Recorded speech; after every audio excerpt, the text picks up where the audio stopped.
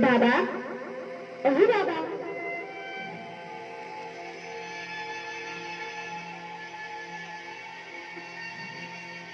बाबा,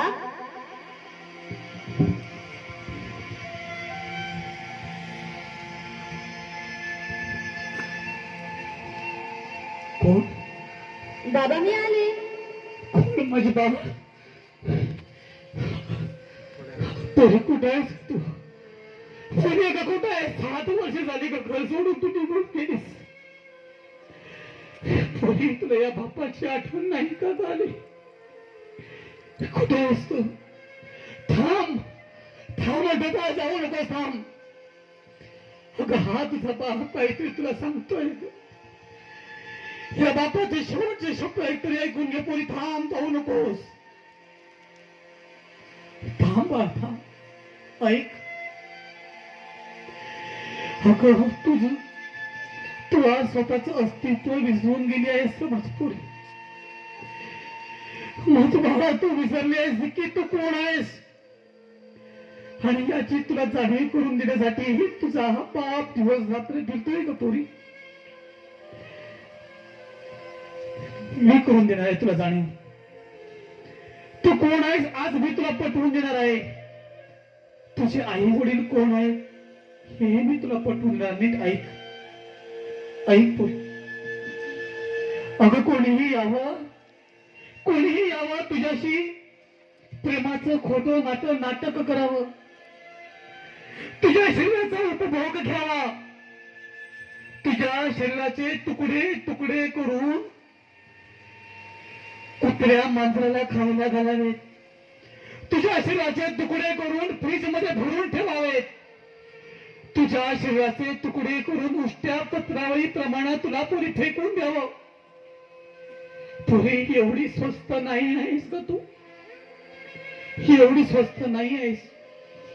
आणि आज ते तुला सांगण्यासाठी इथपर्यंत तुझा हा बाप आलेला आहे का पुरी? तुझा बाप आलेला आहे. ऐक, अगं पण तो काळ आठव. त्या काळी स्त्रियांना घराबाहेर पडायची मुभा नव्हती का पोरी? फक्त चूल आणि मूल एवढंच माहित होतं. पण त्या काळी सुद्धा एक बाई, होय, त्या पुण्याच्या रस्त्यावरून एक बाई चालायची. अंगावर एक लुगडं, काठीत एक पिशवी, आणि त्या पिशवीतही एक लुगडं होतं. ज्यावेळी ती रस्त्याने चालत होती त्यावेळी तिच्यावर असंख्य दगडफेक व्हायची कपुरी. तिच्यावर शेण फेकलं जायचं, तिच्यावर चिखल फेकला जायचा, पण ती बाई थांबली नाही. तिनं मागे वळून सुद्धा पाहिलं नाही. असंख्य यातना सहन करून ती सरळ चालतच राहायची कपुरी. चालत चालत एका पडक्या वाड्यावर यायची. चिखलाने माखलेलं ते शरीर स्वच्छ करून पिशवीतलं ते लुगडं काढून त्या पडक्या वाड्यामध्ये 8-10 मुलींना जिनं शिक्षण दिलं. ती या जगाची माता सावित्रीबाई फुले आहेस. बोल तू सावित्रीबाई फुले आहेस. सावित्रीबाई फुले आहेस पुरी. ज्यांनी छत्रपती शिवाजी महाराजांना ज्यांनी घडविलं, तेव्हाच माता माझी आऊ जिजाऊ आहेस पुरी. अगं स्वतःचा पोर मरणाच्या दारात उभा आहे आणि तिकडे पती परदेशी शिक्षण घेतोय. पण स्वतःच्या पोराची पर्वा ज्या माऊलीनं केली नाही ग. स्वतः जवळील पैसे जिनं आपल्या पतीसाठी पाठवले आणि इकडे स्वतःचा पुत्र मरण पावला. कारण त्या माऊलीला माहित होतं ग, जर माझा पती शिकला तर माझा हा समाज शिकेल, माझा हा समाज सुधारेल. ती सर्वांची माता, गोरगरिबांची माता रमाई आहेस तू. माता रमाई आहेस तू पोरी. अगं ज्यावेळी छत्रपती शिवाजी महाराजांचं बलिदान झालं, संभाजी महाराजांचं सुद्धा बलिदान झालं, त्यावेळी त्या क्रूर कर्म औरंगजेबाला वाटलं की छत्रपती शिवाजी महाराजांनी निर्माण केलेलं हे स्वराज्य माझं आहे. आता या स्वराज्यावर माझा अधिकार आहे. म्हणून तो औरंगजेब त्याने सैन्य गोळा केलं आणि तो थेट स्वराज्यावर चालून आला. त्याच वेळी त्या स्वराज्यातील एक भगिनी उठली, एक रणरागिणी उठली, हाती तारीने घेतली, घोड्यावर स्वार झाली आणि औरंगजेबाला शेवटचा श्वास तिने याच मातीत घ्यायला लावला. ती राणी तारा राणी पोरी तू आहेस. तू आहेस कल्पना चावला, तू आहेस पी टी उषा, तू आहेस पी व्ही सिंधू, तू आहेस झाशीची राणी लक्ष्मीबाई, तू आहेस प्रतिभाताई पाटील. तरी का म्हणून, अगं का म्हणून स्वतःचं अस्तित्व तू विसरत चालली आहेस का? अगं पहा, त्या माऊलीकडे पहा, त्या माऊलीकडे पहा आणि त्या माऊलीला एकदा विचार ग थोडी. अगं ज्यावेळी तू लहान असताना तुझी आई वर्षातून 10 वेळा माहेरी जायची ग पोरी. वर्षातून 10 वेळा माहेरी जायची. माहेरी गेल्यानंतर एसटीतून खाली उतरल्यानंतर लगबगीने चालायची आपल्या घराकडे. घराकडे पोहोचल्यानंतर प्रथमतः तिचं लक्ष जायचं ते अंगणाकडे पाहायची. आणि अंगणाकडे पाहिल्यानंतर प्रथमतः तिचं लक्ष जायचं ते म्हणजे बापाच्या चप्पलाकडे. माझ्या बापाची चप्पल इथं आहेत म्हणजे माझा बाप या घरामध्ये आहे. पोरीला खूप आनंद व्हायचा. लगबगीनं बापाला हाक द्यायची, आबा आबा तुमची बाळ आली आबा. बाप लगबगीनं बाहेर यायचा, पोरीच्या डोक्यावर हात फिरवायचा आणि म्हणाली, पोरी तू आलीस, माझी बाळ तू आलीस का ग? आई धावत पाण्याने भरलेला तांबा घेऊन यायची, पोरीची दृष्टी काढायची आणि म्हणायची, पोरी ये पोरी, खूप बरं वाटलं ग. परवाच पोरी येऊन गेली होती तरी सुद्धा आई काय म्हणते पहा, पोरी अगं बऱ्याच दिवसांनी आलीस का पोरी. ही आहे आईची माया. आणि त्या आईच्या माईला पोरी तू विसरत चालली आहेस का?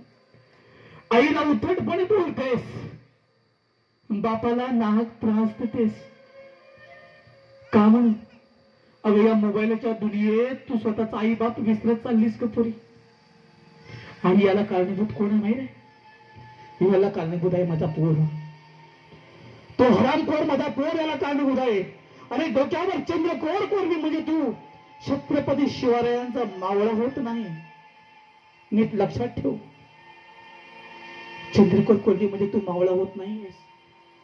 आणि चंद्रकोर कोणी फिरायचं आणि संध्याकाळी दारूच्या अड्ड्यापासून दारू ठोसायची.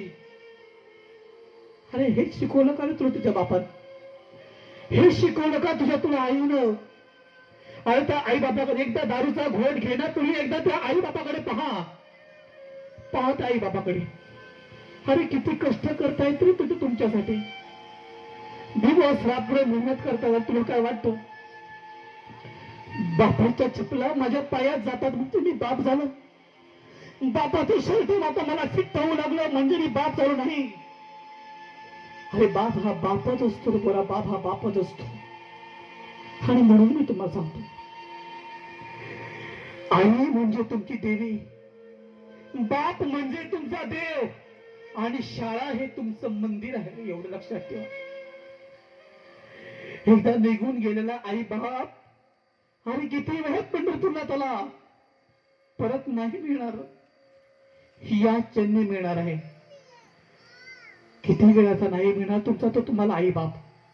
म्हणून आई बापाचा आदर करा, उलट बोलू नका. अरे ज्यावेळी दारू ठोसून तू घरात येतो रे पोरा, 7 वाजता घरात येणारा माझा पोरगा 9 वाजल्या तरी घरात येत नाही.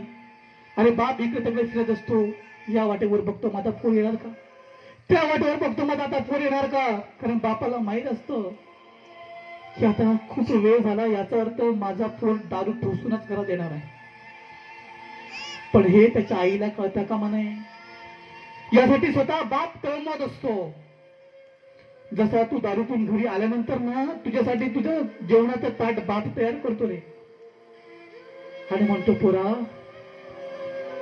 प्रथमतः हे जेवण घे, आई झोपली आहे, जास्त बोलू नकोस. कारण त्या बापाला माहीत असतं जर का आईला कळलं तर आई त्याला तुडवणारच, आई सोडणार नाही. रोणं लागलेली आहे ती नाही सोडणार. म्हणून बाप म्हणतो की आई झोपली आहे, जेवून घे. पोरगा जेवतो म्हणस तोवर बाप उठतो, आपल्या पोरासाठी अंथरुण घालतो. अरे जे अंथरुण आपल्या पोरानं आपल्या आई बापासाठी घालावं ना, ते अंथरुण बाप आपल्या मुलासाठी घालतो आणि म्हणतो, बाळा झोप रे, झोप रे माझ्या पोरा. आणि हो, उद्या उठलास की मला जरा भेट, मला तुझ्याशी काहीतरी बोलायचं आहे. पण चांगल्या पोरा, आणि तुला वेळ कुठे बापाशी बोलायचा, कारण बाप हा वाईट असतो. बाप म्हणतो इकडे जाऊ नकोस, तिकडे जाऊ नकोस. बाप वाईट असतो रे. अरे पायाला काटा लागला की आई ग हा शब्द प्रथमतः आपल्या मुखात येतो. हाताला सुई टोचली की आई ग म्हणतो. पण रस्त्याने चालत असताना जर का भला मोठा वाघ समोर आला तर बाप रे हा शब्द आपल्या मुखातून बाहेर पडतो. अरे छोट्या छोट्या संकटांना आई चालते रे, छोट्या छोट्या संकटांना आई चालते, पण मोठे पहाड सारखे संकट झेलायला साला हा बापच इथं उभा राहायला पाहिजे. अरे बापाची किंमत तुला नाही कळणार. अरे बापाची किंमत ज्याला विचार त्याला बाप नाही. आपल्या काकामध्ये तो आपला बाप शोधतो, आपल्या मामामध्ये तो आपला बाप शोधतो, आपल्या भावंडामध्ये तो जो आपला बाप शोधतो. त्याला विचार की बाप काय चीज आहे, आपली आई काय चीज आहे. अरे दिवस रात्र कष्ट करणारे ती आई, आणि त्या आईला तू उद्धट बोलतोस, त्या आईला तू घालून टाकून बोलतोस. पण आईचं महत्व तुम्हाला एवढ्यात नाही करणार, पुरा बापाचं महत्व तुला एवढ्यात नाही करणार. ज्यावेळी बाप आणि आई हे जग सोडून घेत जातील ना, तेव्हा समजेल की आई आणि बाप काय असतो. एखाद्या पोराला विचार, एखाद्या पोराला विचार, बाप किती महत्वाचा असतो. ज्याला बाप नाही तो एवढासा पोरगा शाळेत जातो. शाळेत गेल्यानंतर एक नोटीस येते की 4 दिवसांनी शाळेची सहल निघणार आहे. ज्यांना ज्यांना सहलीला यायचं आहे त्यांनी 200 रुपये घेऊन या. तो बाप नसलेला पोरगा गावात त्यात घरी येतो आणि आईला म्हणतो, आई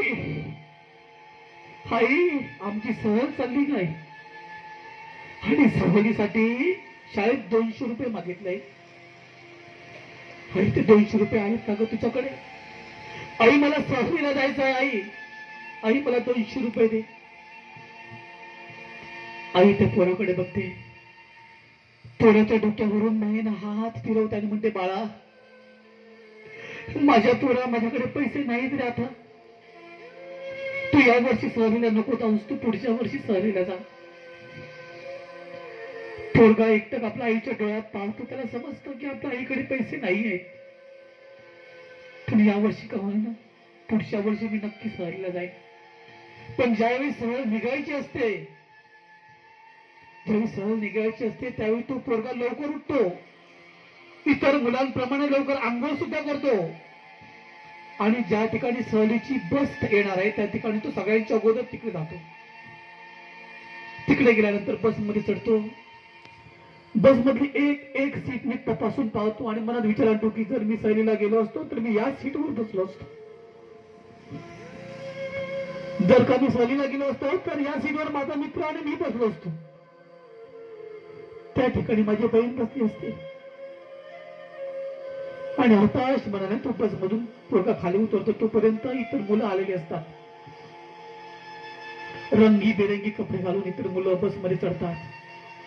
बस सहलीला जायला सुटते आणि तो पोरगा त्या मुलांना टाटा बाय बाय करतो. धावत पळत घरी येतो. आईला कडकडून मिठी मारतो. आई म्हणतो, आई अगं मी पुढच्या वर्षी तरी सहलीला जाऊ का आई?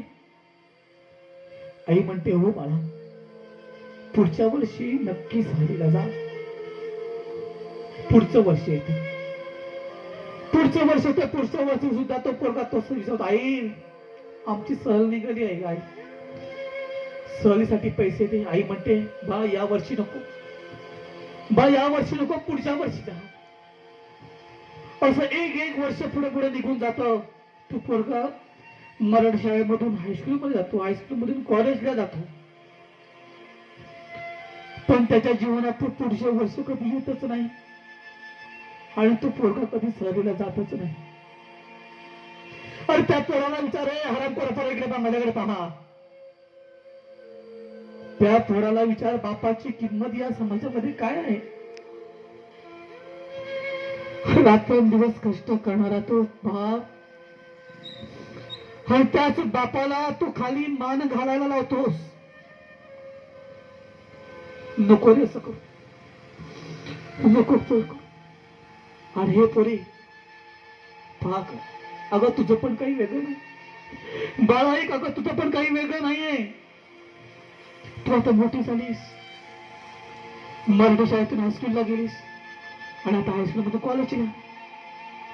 आणि आईला येऊन तू काय म्हणालीस, आई आई मला मोबाईल पाहिजे. अगं दिवसात 300 रुपये कमावणारा तुझा बाप 10-12 हजाराचा मोबाईल कुठून देणार तू. तरी तू नाही, तरी तू हट्टाने पेटतेस, आई मला मोबाईल पाहिजे म्हणजे पाहिजे. जर मला मोबाईल मिळाला नाही तर मी उद्यापासून शाळेत जाणार नाही.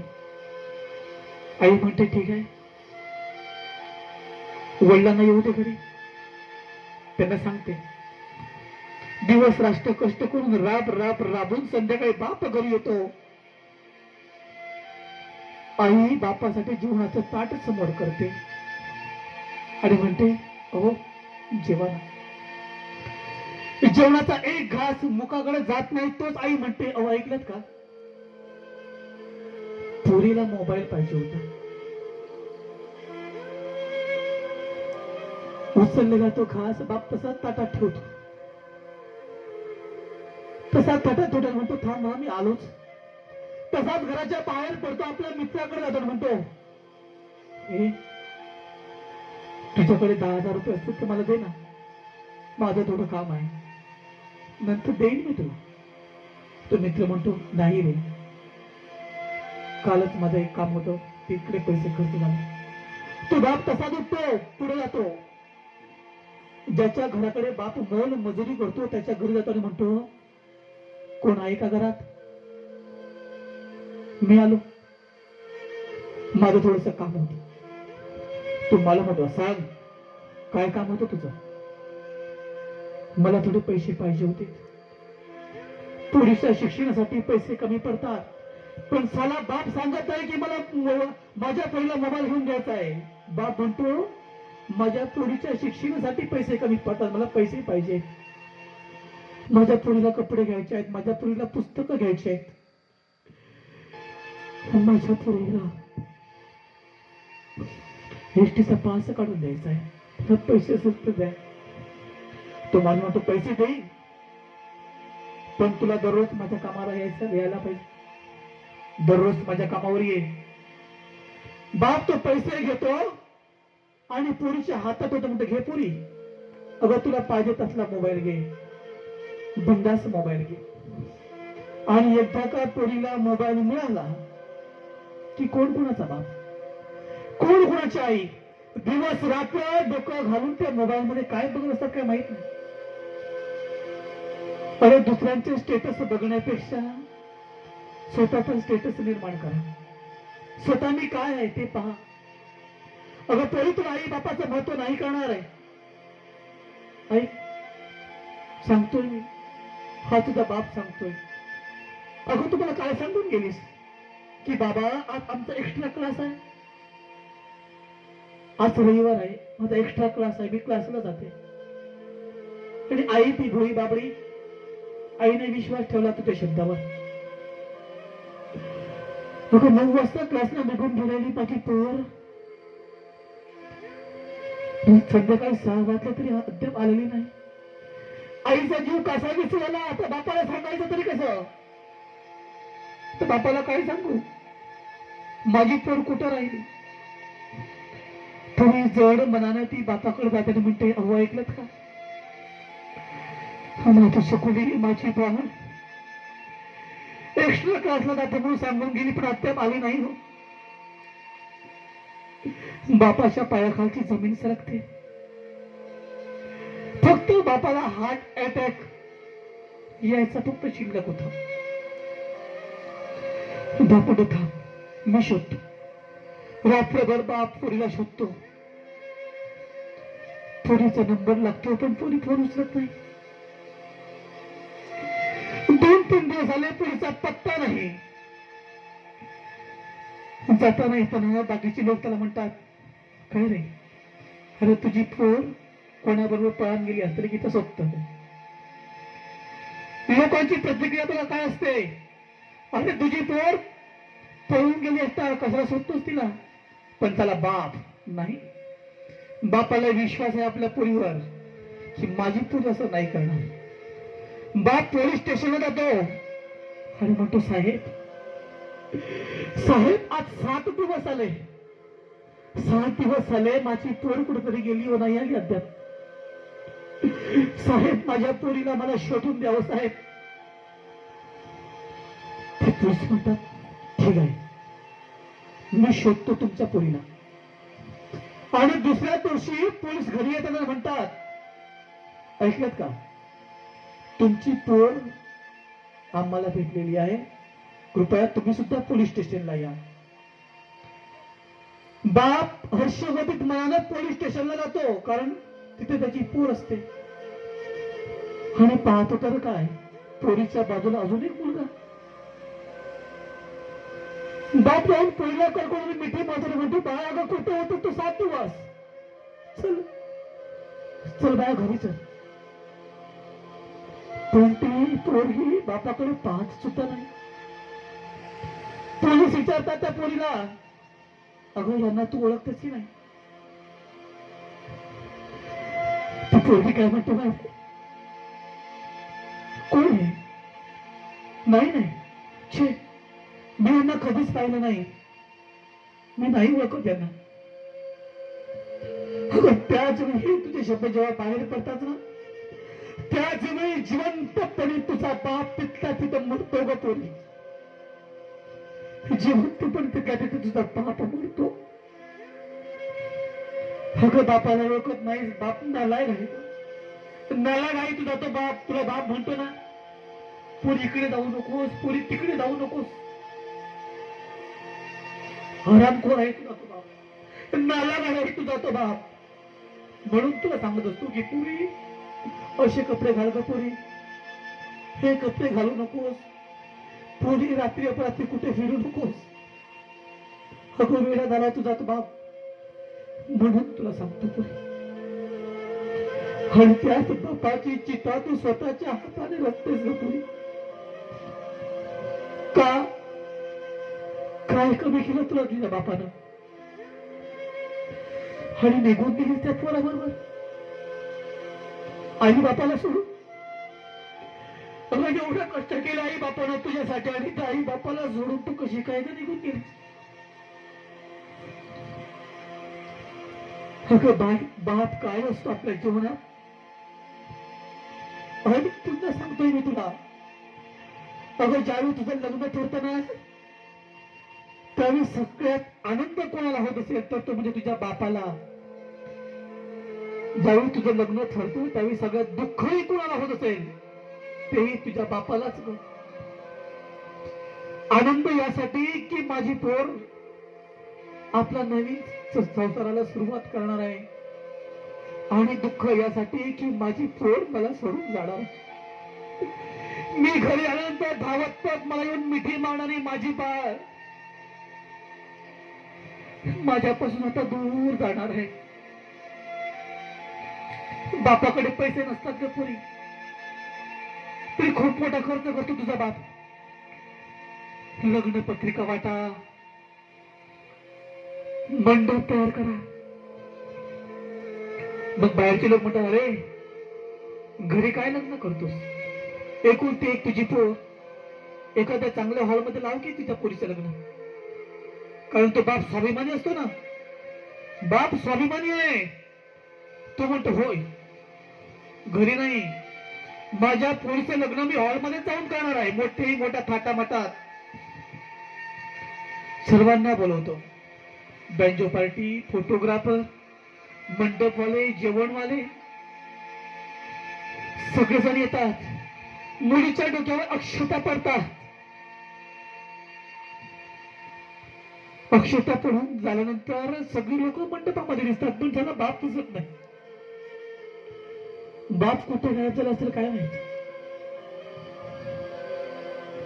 लग्न होत, नवरा मुलगा येतो आणि वरात जायला निघते. पोरीच्या मित्र मैत्रिणी येतात, पोरीला मिठी मारतात, रडतात. आई येते, आई आपल्या पोरीला कडकडून मिठी मारतात, रडते. बाळा मला विसरू नको ग, सुखाने संसार कर तुझा. आणि हो जाऊ बापू, माझ्या पोरीला मी काहीही कमी केलेलं नाही. माझ्या पोरीचा चांगला सांभाळ करा. पोरी रडते, पण त्या पोरीला त्या मंडपामध्ये त्याचा बाप दिसत नाही. त्या मंडपामध्ये त्याचा बाप नसतो, तो बाप व्यस्त असतो इकडे. नवरा निघून जातो गाडी घेऊन. बाप असतो शेवटी त्या मंडपामध्ये. हे बँजो पार्टी, तुमचे किती झाले? हे घ्या. काय जेवण छान बनवलं या, सगळे मस्तपैकी जेवले. किती झाले तुमचे पैसे? हे घ्या. कॅमेरावाला, हे तुझे पैसे घे. मंडपाला, तुझे पैसे घे. सगळ्यांचे पैसे देऊन सजलेल्या त्या मंडपामध्ये, सोन्यासारख्या भरलेल्या त्या मंडपामध्ये या 2 दिवस श्रीमंत असताना तुझा बाप थोडी तुझ्यासाठी भिकारी होतो ग. काही शिल्लक राहील नाही, नाराज नाही तुझ्या त्या बापाजवळ. हे सगळं थोडी बाप तुझ्यासाठी करतोय, सगळं देतोय तू. तू तुझ्या घरी निघून जातेस आणि काय म्हणते साहेब, मी लहान असताना सुद्धा माझा बाप माझ्यावर ओरडायचा. मला म्हणायचा, पुढे इकडे जाऊ नकोस, पुढे तिकडे जाऊ नकोस. माझं लग्न झालं, माझ्या मैत्रिणी रडल्या, माझी आई रडली, पण हरामखोर माझा बाप रडला नाही. एवढ्या पाषाण काळजाचा माझा बाप रडला नाही असं म्हणतात ना ग पुरी. पण पुरी पिक्चर अभी बाकी आहे. तू म्हणतेस ना तुझा बाप रडला नाही, मग ऐक. अगं तू तुझ्या नवऱ्यासोबत निघून गेलीस. इकडे तुझी आई तुझा बाप घरी आले. अगं ज्यावेळी बापानं घराच्या पायरीवर पाऊल ठेवलं ना, त्या पायरीवरही पुढे तुला तू दिसलीस ग, छोटीशी. लहान असताना मी कामावर आल्यानंतर बाप मला प्रेमानं मिठी मारणारी माझी ती पोरगी मला त्या पायरीवर दिसली. तू म्हणतेस बाप रडला नाही. अगं बाप घरी गेला का, त्या बापानं तुझं कपाट उघडलं ग. तुझ्या सर्व कपड्यांना त्याने स्पर्श केला आपल्या हातानं, जणू तो स्पर्श तुला करीत आहे. तू म्हणतेस बाप रडला नाही. बाप आला घरी, आईने बापाला हंतरून घालून दिलं, म्हटलं झोपा. बाप झोपला. रात्रीचे 1:30 वाजले, आणि आईला कसला तरी आवाज आला. आईने येऊन पाहिलं तर काय, ज्या उशीवर डोकं ठेवून बाप झोपला होता ती उशी ओली. का बरं? अगं तुझ्या दुःखानं तुझा बाप रडत होता का पोरी? सगळे लोक झोपले होते, पण तुझा बाप झोपू नाही शकला पोरी. तुझ्या आठवणी तो रडत होता. रडून अंथरूण झालं का पोरी? उशी ओली झाली पोरी. आणि तू म्हणतेस की माझा बाप रडला नाही. अगं तरी बाप कधी रडत नसतो गं. बाप कधी रडत नसतो. आई रडून आपलं दुःख व्यक्त करते, पण तो नालायक बापाला रडायला येत नाही ग पोरी. कारण जर का बाप रडला, जर का बाप हताश झाला तर घरातल्या इतर मंडळींना कोण सांभाळणार? याला पूर्णतः जाणून त्या बापाला त्याची जाणीव म्हणून बाप रडत नसतो पोरी. पोरी तुला पळून जायचंय ना, पोरी तुला पळून जाऊन लग्न करायचंय ना, कर. आणि हे पोरा, तुलाही दारू प्यायची आहे ना, तर मग आता तुम्ही दोघंही ऐका, नीट कान देऊन ऐका मी काय सांगतो. हा तुमचा बाप तुम्हा दोघांनाही काय सांगतो ऐका. बाप कामावरून घरी ये, त्यावेळी काय करा माहिती, बापासाठी जेवणाचं एक ताट तयार करा, बापाच्या आवडीचे पदार्थ बनवा. तुला पळून जायचंय ना, आणि चांडाळ पोरा तुला दारू प्यायची आहे ना, तर मग ऐक, बाप घरी आल्यानंतर जेवणाचं ताट तयार करा, बापाच्या आवडीचे पदार्थ तयार करा, त्यात घाला, छोटीशी विषाची एक बाटली घेऊन या आणि ती विषाची बाटली त्या जेवणामध्ये टाका. कारण माझ्या पोरीने ते जेवण बनवलं, बाप जेवणार. पहिल्यांदाच माझ्या पोराने माझ्यासाठी जेवण बनवलं, बापही जेवणार, जाणार मरून. आणि एकदा बाप मरून गेल्यानंतर पोरा तू दारू प्यायलाही मोकळा झालास, तुला कोण नाही अडवणार. आणि पोरी तू पळून जायलाही मोकळी झालीस, बाप नाही रोखणार, तुला नाही रोखणार. अगं बाप मेल्यानंतर तो बाप मरत नसतो का पोरी, मरत ते फक्त बापाचं शरीर. पण ज्यावेळी तुझ्यामुळे पोरी, तुझ्यामुळे आणि पोरा तुझ्यामुळे समाजामध्ये ज्यावेळी बापाला मान खाली घालावी लागते, त्याच वेळी जिवंतपणे तुमचा बाप मेलेला असतो, एवढं मात्र लक्षात ठेवा. जिवंतपणे तुमचा बाप मेलेला असतो. म्हणून विनंती करतो, आई बापाला कधी त्रास देऊ नका, आई बापाला त्रास देऊ नका. अगं शिकलं सवरलेली ही माणसं, बाप आपल्या मुलांना शिकवतो, मोठा करतो, मुलगा नोकरीसाठी पण निघून जातो आणि तिकडे जाऊन विचार करतो की ज्यावेळी मी घरी जाणार ना, त्यावेळी बापाला एक शर्ट घेऊन येणार. आणि पुढच्या वर्षी येतो सुद्धा तो, पण त्याला एवढा खर्च होतो ना, खाऊ घेतो, ट्रेनचं तिकीट, तिकडे येऊन येण्यासाठी टॅक्सी, या सगळ्या खर्चामध्ये बापाच्या शर्टासाठी पैसे शिल्लक राहत नाही. मग नंतर विचार करतो की ज्यावेळी पुढच्या वर्षी येणार त्यावेळी बापाला शर्ट आणि पॅन्ट घेऊन येणार. ते पुढचं वर्ष सुद्धा येतं, पण पुढच्या वर्षी त्याच्यापेक्षा जास्त महागाई वाढते, महागाई वाढते. सगळ्या खर्चामध्ये बापासाठी शर्ट पॅन्ट घ्यायला पैसा शिल्लक राहत नाही. मग पोरगा म्हणतो या वर्षी नको, पुढच्या वर्षी मी बापाला शर्ट पॅन्ट आणि चांगल्या प्रकारचे बूट घेऊन येणार. आणि तारीख ठरवतो की या सोमवारी मी माझ्या घरी जाणार. पण नियतीचा न्याय बघा काय आहे. सोमवारी मी माझ्या बापाला भेटायला गावी जाणार आहे, माझ्या आईला भेटायला मी गावी जाणार आहे, कारण माझ्या आईला मला साडी घेऊन जायची. पोरगा विचार करतो, सोमवारी मी जाणार आहे माझ्या घरी, पण शनिवारी फोन येतो, अरे ऐकलंस का,